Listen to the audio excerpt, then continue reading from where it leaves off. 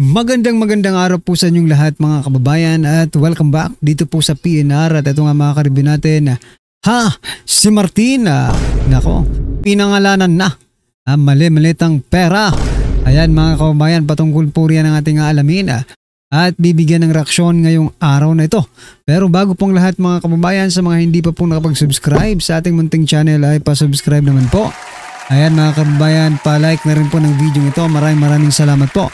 At eto na nga, simulan na po natin to.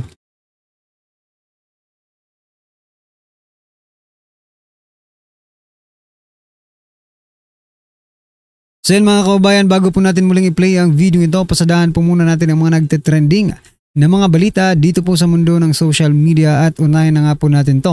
Just in, nako mga kababayan. Ito pong balita mula po sa Abante News Online. Just in, dating ACT-CIS Representative Eric Yap naghatid ng mali-malitang pera kay Representative Saldico. Samantala isiniwalat din ng sa Blue Ribbon Committee na idiniliber umano ang mali-malitang pera sa bahay ni dating House Speaker Martin Romualdez sa Taguig. Ayan Di ba yung ACT-CIS, yan po yung yun po yung party list yata yan ng mga Tulpo, di ba? Di ba? Tulpo at saka Yap. Correct me if I'm wrong mga kababayan, pero parang sila ACT-CIS din po ang mga Tulpo. Alright? So, nako, may bahid pala ng corruption ang party list ng Tulpo, mga kababayan.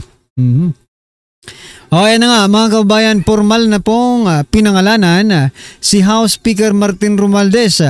Ay digmang sabihin nito mga kababayan ay pwede na pong imbitahan si Speaker Martin Romualdez na umattend or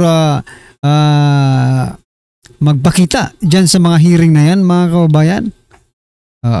Baka pwede naman para matanong kung Mr. Romualdez, totoo ba itong paratang sa iyo? Well, anyway mga kababayan, ito panoorin po natin ang kabuuan ng yung video na kung saan talagang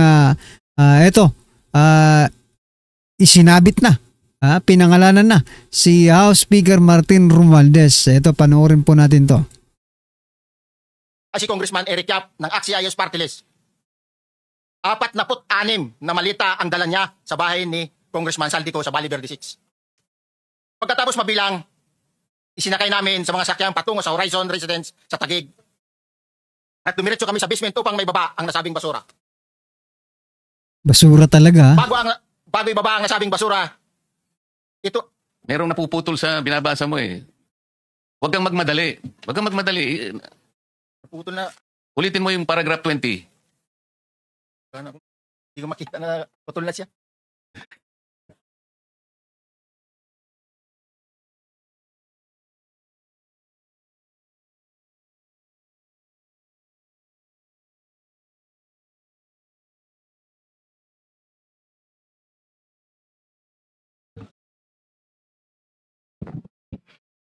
Pagkatapos, mabilang ang sinasakay namin sa mga sakyang patungo sa Horizon Residence Taguig.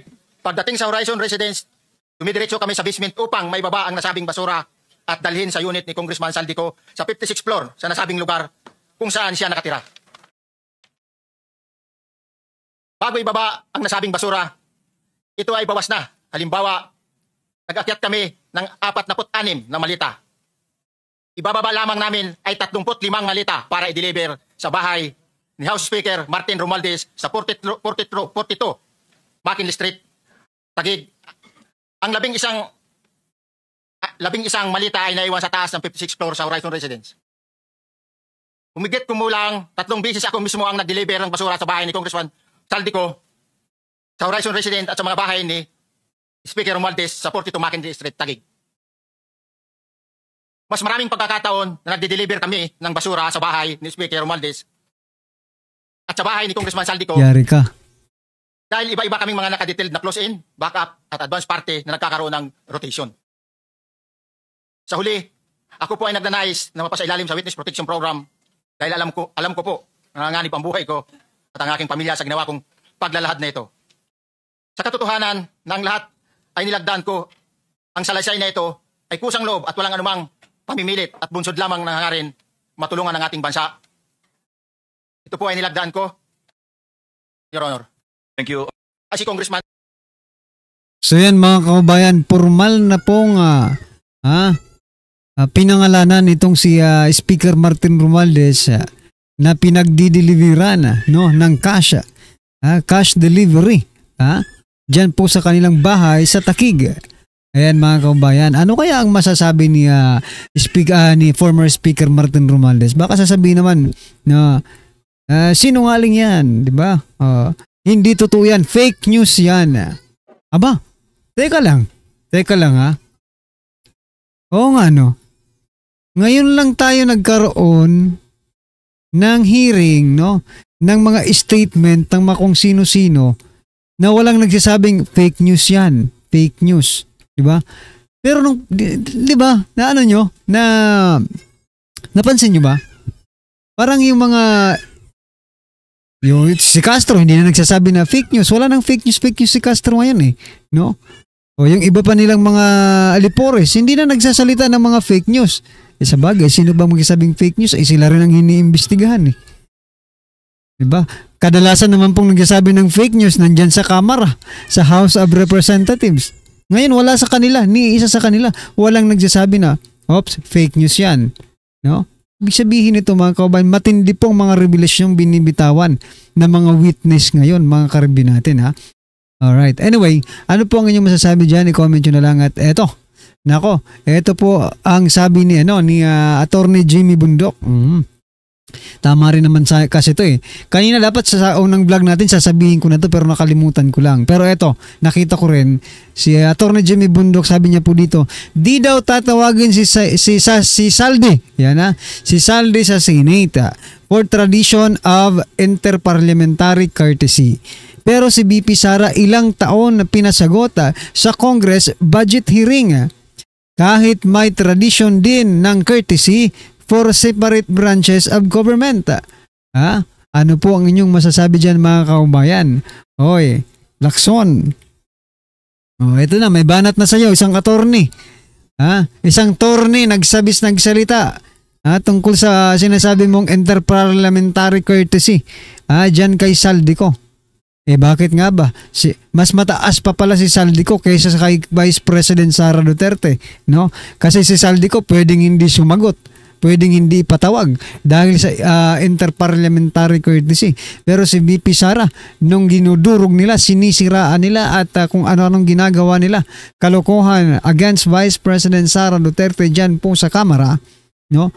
Pinatawag nila. Ibig sabihin nito mas mataas pa si Saldico kaysa po kay Vice President Sara Duterte. Nako mga kababayan, ano po inyong masasabi dyan? I-comment nyo na lang. Speaking of Saldico mga kababayan, nako po, yung anak ni Saldico, iyak na. Ito po ang balita. Saldico pinauuwi na ng anak. Harapin ng mga Pilipino. I am deeply ashamed. Yan nahiyang-hiya na siya mga kababayan, yung anak ni Saldico. Pero sabi nga ni Congressman Kiko Barzaga, sa sobrang yaman at sa sobrang laki, sa sobrang dami ng nakulumbat ng papa mo, na si Saldico malamang ay bumili ng pamilya sa Amerika yun. Nako po, hindi na siguro kayo uuwiin yun. Si Saldico mga kababayan, pinauuwi na ng kanyang anak. Alright, ano po ang inyong masasabi dyan? I-comment nyo na lang at eto na nga. Pasadahan na po natin ang video ito. Eto na po. Ayan nga, malinaw na sinasabi, wag tayong ma-divert dito sa issue na ito. Yun din naman na sinabi ni BP Sara Duterte. Paano ko nasabi? Dahil alam ko na matalik na magkaibigan si Tony Pet Albano at si Martin Romualdez. Si Congressman D, kung mapapansin nyo, lagi lang niya nakadikit kay Congressman Rudito Albano. So yung pagpapalit nila ng speaker dyan ay para lang yan masabi ng mga tao na meron silang ginawa sa House of Representatives sa reklamo at sa galit ng mga tao. tao. Pero ang totoo niyan ay sila lang din yan. Grupo lang din yan ni Martin Romualdez, ni Sandro Marcos, and of course, syempre, papunta na rin yan kay BBM. So sila lang din yon, sila lang din yan, at sila lang din nag-usap kung ano ang gagawin nila, at sila lang din ang nagplano kung anong gagawin nila sa 2026 budget, because this is all about, number one, presidential elections of 2028 and the budget of 2026. Kasi inubos naman na nila yung 2025, diba? So 2026 na pinag-uusapan dito. Ayan. Ubus na pala. So ayun nga po, malinaw na sinasabi rin ni VP Sara Duterte na talagang ito ay yung pagpapalit ng speaker ay isang kalokohan lamang. Dahil sila lang din man yan, isang grupo din yan. Ay, 'di ba sabi pa nga ni Kong Pulong, ito ay si Sandro Marcos lang naman din ang didesisyon. Hindi, totoo. Kaya kalokohan po yung mga nangyayari ngayon na sinasabing ito daw ay para na magbago. Hindi ho. Kaya dapat panagutin pa rin po ang Malacanang. Panagutin pa rin po si Romualdez. Lalong-lalo na yung best friend ko, si Zaldico. Dapat sumagot sila. Panagutin sila. Sumagot sila sa mga paratang sa kanila. Ito si Marcos, tila parang wala siyang kasalanan. Nagtatanga-tangahan eh. Gago! Huwag naman tayo tatanga-tangahan. Mr. Marcos, parang wala kang alam eh. Di ba? Ito, papanorin natin ito ha. Naku, napakaganda ho nitong dito kasi mapapatunayan natin na bakit ko pinapaulit-ulit ito na yung kasinungalingan ni Bryce Hernandez. Kasi nga ho, itong kasinungalingan ni Bryce Hernandez, nagpapatunay lamang po. Hindi dahil para i-absuelto si Jinggoy o para i-absuelto si Villanueva. Hindi ho. Itong kasinungalingan ni Bryce Hernandez, nagpapatunay lang doon sa sinabi ni Marcoleta na talagang inutusan itong mga ito na magpangalan ng mga senador para makaiwas sa totoong mastermind.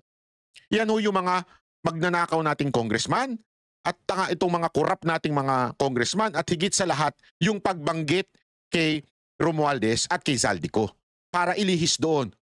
Yun ang gusto nating patunayan dito. Hindi natin gustong patunayan dito na si Jinggoy o kaya si Villanueva ay malinis. Hindi yun. Ang punto natin dito, ito mga to, sinungaling ito.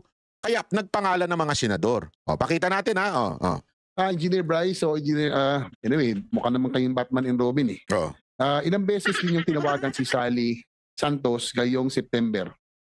Tinawagan niyo ba, Engineer Bryce?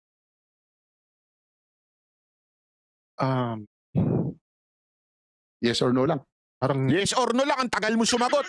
Dito alam mo nagsisinungaling eh. hindi ko po matanda na tinawagan ko. Kung ngayon pong September, Your Honor, parang hindi ko po siya tinawagan.